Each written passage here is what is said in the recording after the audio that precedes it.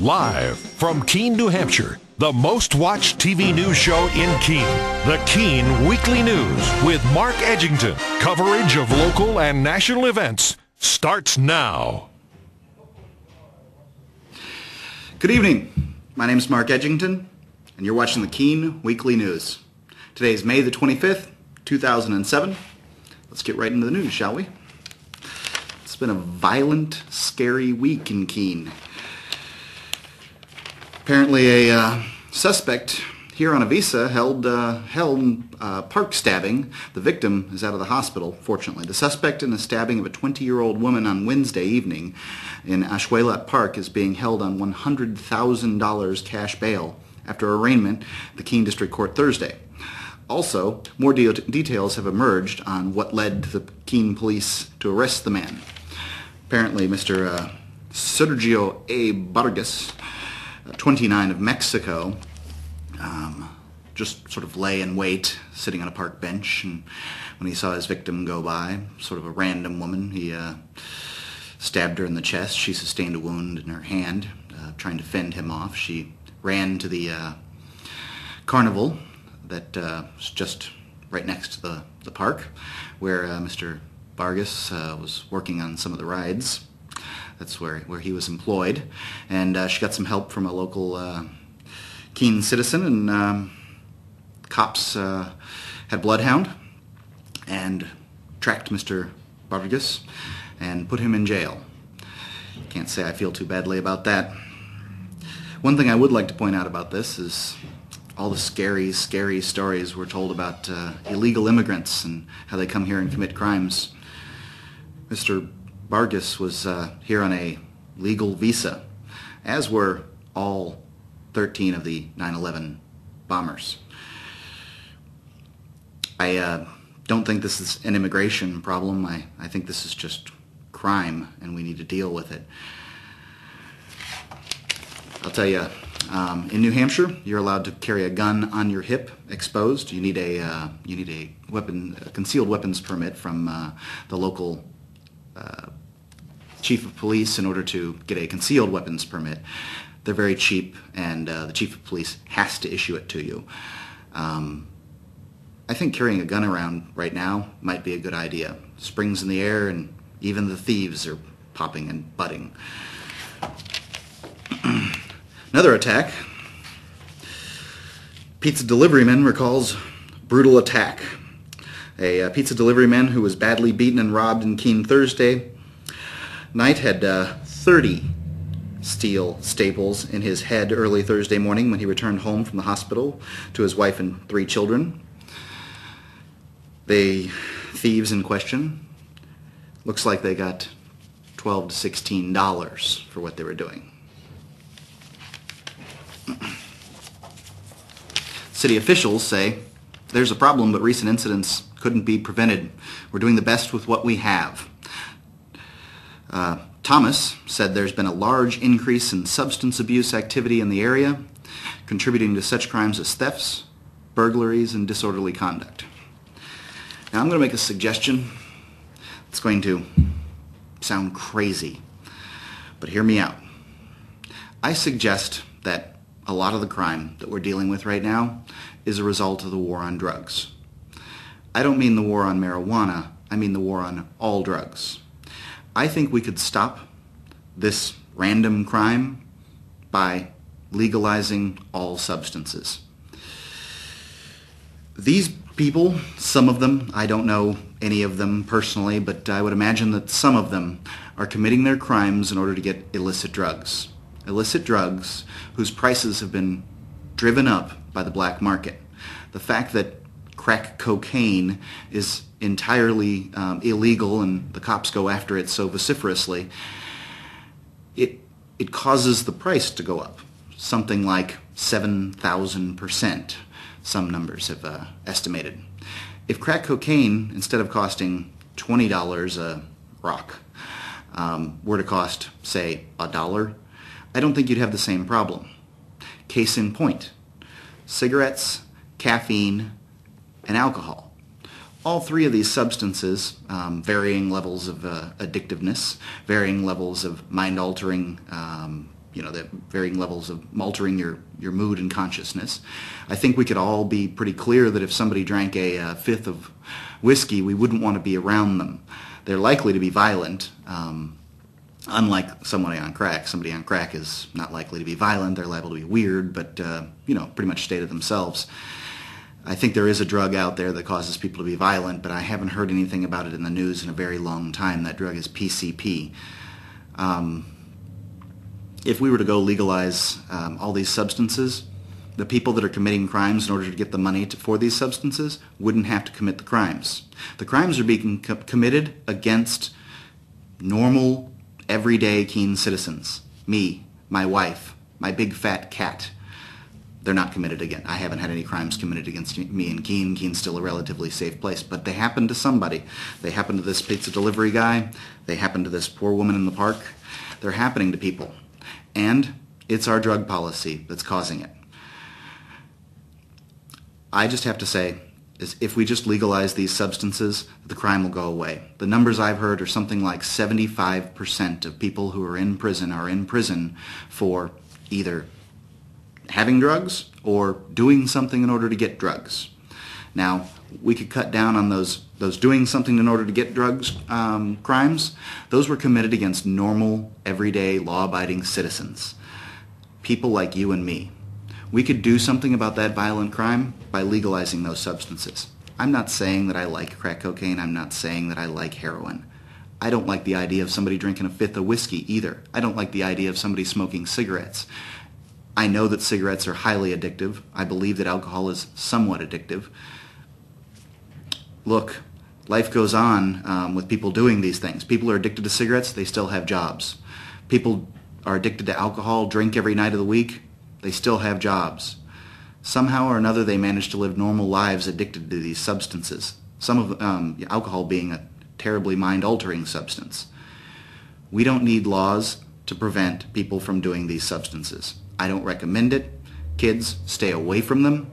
But I don't want my family put in jeopardy because of these laws, and that's what's happening.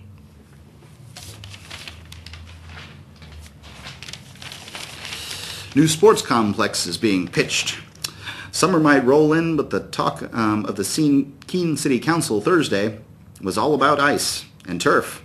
That's because there's a plan in the works for a 100,000 square foot multi-use sport complex that would be built within a few miles of downtown Keene and include an ice hockey rink and indoor turf for local teams to schedule practices, games, and tournaments. Apparently this group is asking for funding to study feasibility. I am all for a 100,000 square foot sports complex in Keene. I think we really would do, that people would go to these events, that they would pay money to see local sports teams compete. I don't think that the city has any business funding this. Why are my tax dollars going to this? How do I benefit? I benefit by the opportunity to pay for a ticket to go to one of these events, but I have that same benefit at, say, the Colonial Theater. I can pay for a ticket to go see an event there. Does the Keene City Council give them any money? There's no reason for this business, and that's what it is. It's a business. There's no reason for this business to get any of our tax dollars. None.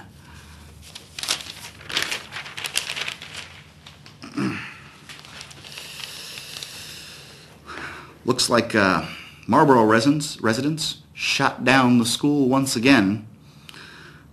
I've got to say that it's really disappointing that they're in Marlborough, that they keep on voting for this school, keep on voting for it. It's like they're not listening to the voters. The voters said no. They said no 7 times to this school. 7 times. How many times do they have to say no? If this was a rape case, the city of Marlborough would be charged and put in prison. Okay? They don't want a school there. The voters have spoken. Stop it. Looks like John Edwards visited Keene this week. In his first visit to Keene in his 2008 presidential campaign Monday, John Edwards tackled everything from ending U.S. poverty to withdrawing from Iraq. All you ever hear are the sound bites about Iraq. Are you for staying in Iraq? Are you for leaving Iraq? It's a much more complex situation than that, Edwards told the roughly 200 people who came to see him at Keene State College. Sure, he believes that it's a much more complicated issue than that. It's not. Put every service member on something smoking and have them leave Iraq. It's that simple. Really, it is, Mr. Edwards. I'd vote for a Democrat if the Democrat wanted to get us out of this war in Iraq. And he had some views that I agreed with otherwise. I'd vote for him. But there's not a Democrat out there in the field that's talking about getting us out of Iraq that I know of. And the other thing that Edwards is talking about is his national service plan. National service, which would give every American the opportunity to go work for the military, and if the military rejected them, that they could go work for, the Peace Corps, handing out blocks of cheese to poor people, or, some other bureaucrat job working for the government. The 13th Amendment of the United States Constitution outlawed slavery. And if I choose not to, if I were 18 or 20 or whatever it is that they're going to do this. If I were 18 or 20 and I refused to go to work for the military or some other government organization, I'd be put in jail. That sounds like slavery to me. National service isn't service at all. If it was service, I'd have the option of doing it. This is a national slavery campaign. It's conscription. It's the draft. We don't need the draft. Members of the military do not want to fight alongside draftees. This is a mess. This is the same kind of crap that we were doing in Vietnam, and it was a disaster, and this will be a disaster. Mr. Edwards, you will not get my vote. Ugh. How awful.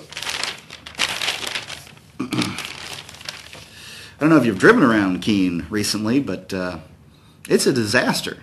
It's awful. You can't get from one end of Main Street to the other. They've got the corner of Winchester, Marlborough, and Maine blocked off to put in their happy little circle that'll cost $4.2 million of your taxed money. They've got the corner of 12 and Winchester, it's tough to get through there. They're doing some construction on West Street near 12. That's pretty tough to get through, too. They've got detours everywhere, and it's awful. I've got to say. It said in the paper that one guy had a 25-minute commute for 1.5 miles in Keene, and I believe it.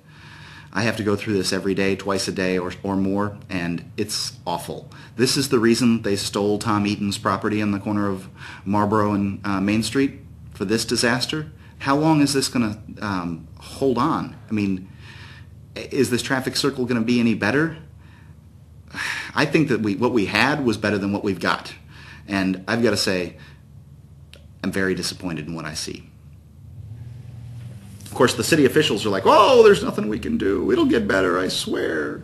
But, they don't have to wait in it. Even if they do have to wait in it, it's their problem. It's not mine. I didn't create it. Speaking of driving, looks like the Seatbelt Bill is going in front of the Maine Senate. It was voted in committee down, basically, 3-2, but it's not out. It's going up to the Maine Senate now, and it's still pretty much a 50-50 shot as to whether or not you'll have to wear a seatbelt in New Hampshire. I don't know about you, but I like the idea of not having to worry about getting a ticket if I forget to put my seatbelt on. I think that's wrong, and I think that this whole plan is about tickets.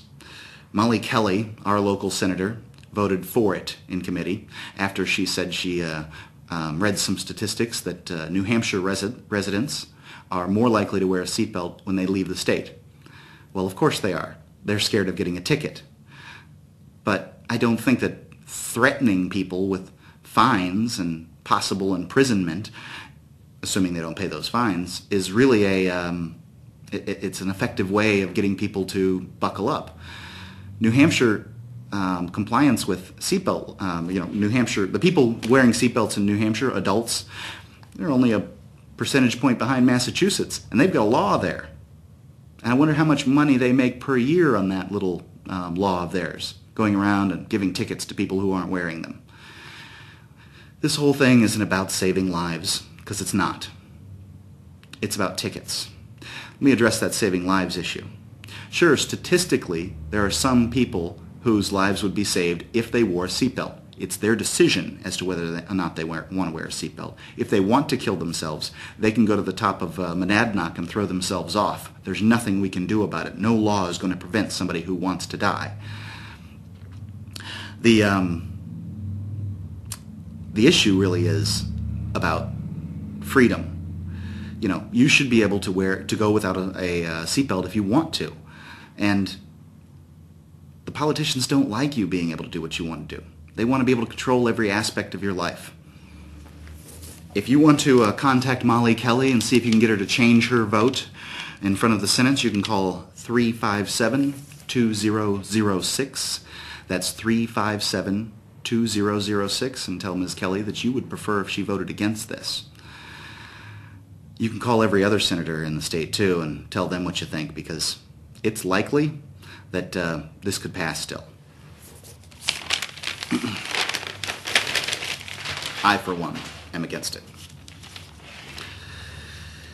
Keene City Council's Finance, Organization, and Personnel Committee continued its review of the proposed $48 million city budget Monday, in which included the City Clerk's Department request for $24,000 email archiving program, which City Clerk Patricia A. Little said would help city officials better meet the demands of the right-to-know laws.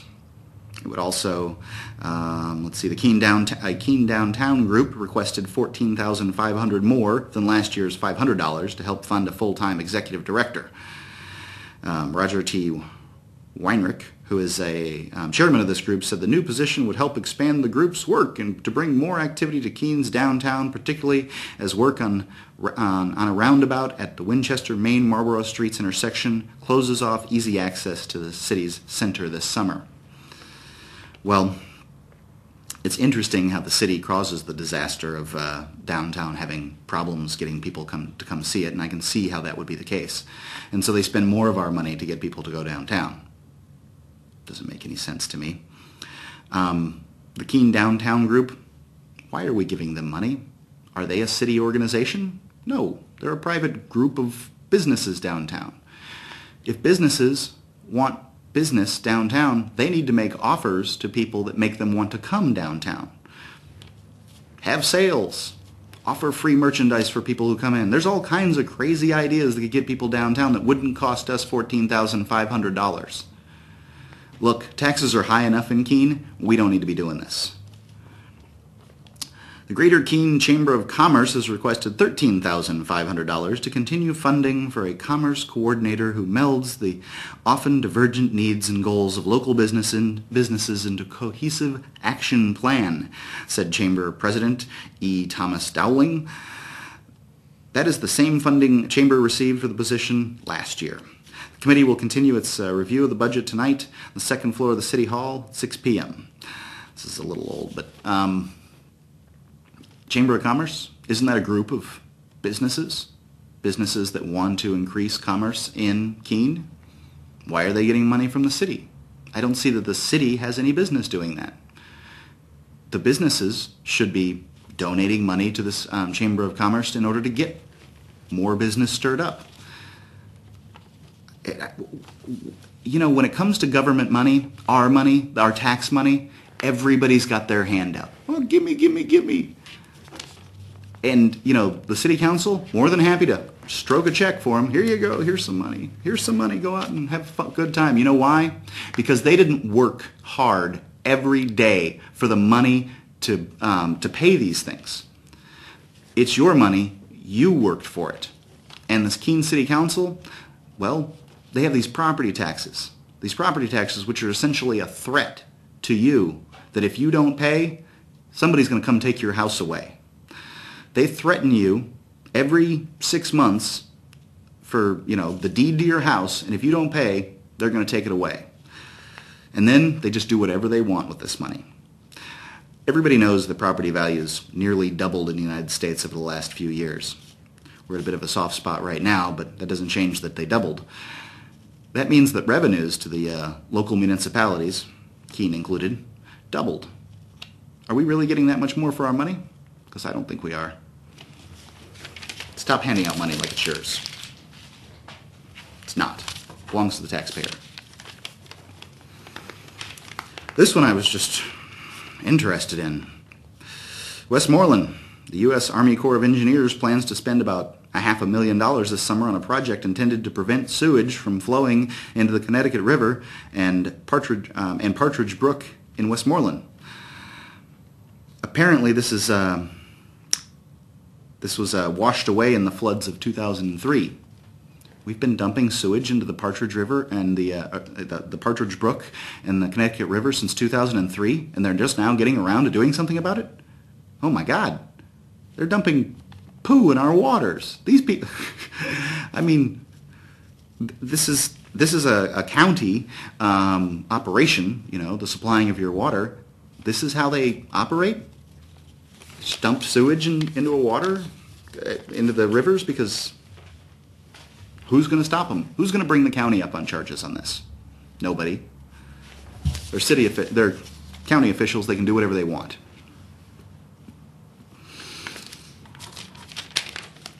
There's a report that the New Hampshire economy is to strengthen in the coming years, but New England picture, not so rosy. Well, I wonder why that is. What's different about New Hampshire from the rest of New England? Could it be an income tax? Could it be a sales tax? I'll bet you that businesses are interested in coming to New Hampshire because they don't have all those extra taxes they do in all the other cities. All the other states, excuse me. You know, it's like the politicians don't even understand. They don't care, you know, they just want the money. And the economy is based on how much money you take from businesses, and taxes are taking them. You know, I know people think that the property tax that we have in New Hampshire is unfair in the way it's collected, you know. Only property owners have to pay for facilities and infrastructure as far as the state economy goes. But that's not true. Somebody owns the rental that I live in, and I pay them every month in order to live there. Now, on that rental, they have to pay property taxes. They wouldn't have that rental if they weren't making some kind of money. Which means that in my rent, I also handle, you know, I handle the mortgage payment, I handle the taxes, and I give them a little money for profit. And that's why they have this rental. That's why they choose to own it. So I'm paying property taxes. Every renter is paying property taxes. That's how these property tax things work. Everybody who lives somewhere in New Hampshire is paying property taxes, all right? There's a blood shortage that's hitting the area. Apparently, summer vacation has started early for blood donors around the Monadnock region in the state, according to officials at the NH West chapter of the American Red Cross. Donate blood. Next time it could be a member of your family. I do it every 2 months, and it's a really good thing. You get a great feeling from it, and you know you get an amount of community pride, and you know you're helping someone. That blood can save 3 people, that 1 pint of blood.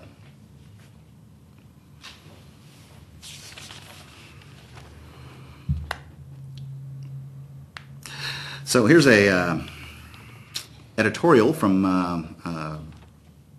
local Keene resident, Judy Bright. She says, "Why did you bother to vote yes on the sale of the 34 West Street?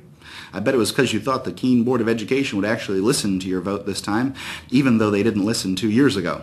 Wrong. If you're a member of the Keene Board of Education, would you believe multiple studies, all done by qualified professionals, estimating between 800,000 and 1.8 million in repairs and renovations were necessary, or believe Chairman Donegan's unprofessional $100,000 estimate? Would you believe Donegan and 8 of 9 members thought his information was of more value, and they went against your vote also? You wasted your time voting, even though Donegan says he heard you after you voted down the budget and the teacher contract." Judy, I've got bad news for you. The Keene Board of Education does what it wants because it's funded by tax dollars. You'll pay your taxes, citizen, whether you like it or not. And they don't have to listen to anything you say. That's the nature of government. You do what you're told, and we'll do what we want. That's how government works. Citizens pay taxes or they go to jail, and government officials do what they want and waste money. Sometimes the newspaper writes about it. That's about as far as it generally goes.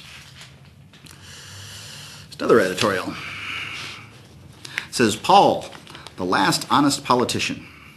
After watching the recent MSNBC-sponsored Republican debate, I found myself disgusted with most of the rhetoric the major players were putting forth. It was the same hollow dramatics which were standard fare in the lead-up to 2000 and 2004. Most of the candidates were offering no strategy to the end of the war in Iraq, and despite overwhelming public dislike of the continued affair in Iraq, the majority of the field was still trying to pitch it as a success. The range of opinions was generally narrow and in support of the status quo. A general overview would leave any voter looking for a change in the nation's direction dismayed. In my opinion, there's one diamond in the rough. Congressman Ron Paul of Texas is one of the less-known candidates in the race for the Republican nomination. He is the only candidate in the field of 10 who opposes the Iraq War on principle, and was one of the few in Congress who actually voted no on the war in the first place. This, I think, is a very salient point. The Democrats, who are they likely to field? Obama and Clinton. Obama's voted for all kinds of Iraq funding. Hillary Clinton voted for the war in the beginning. Representative Ron Paul, Republican, voted no on the war in the very beginning and has voted no for every budget since. As a matter of fact, he votes no on just about everything in Congress because for that reason, they call him Dr. No. That's the kind of politician that I want. One that's going to stick to the Constitution of the United States. That's something that even Hillary Clinton cannot claim. His views diverge from the normal Republican position on more than just the war, too. He's generally opposed to any increase in the size of the federal government and favors a large reduction in the scope and size of government. He ran for president on the Libertarian Party ticket in 1988, and he still retains those limited government principles. What makes him so different than the rest of the field and the politicians in general is that he actually votes his principles every time. Since Paul is a strict constitutionalist, he votes no on any legislation that is not authorized specifically by the Constitution. He has voted no every time on every budget and congressional pay hike that has come before him in his relatively lengthy congressional career. Ron Paul's the guy I'm looking for in Congress, and I think you should check him out. My name's Mark Edgington. You've been watching the Keene Weekly News. If you have any comments that you'd like to get to me, you can email me at mark@freekeene.com. That's mark@freekeene.com. Thank you.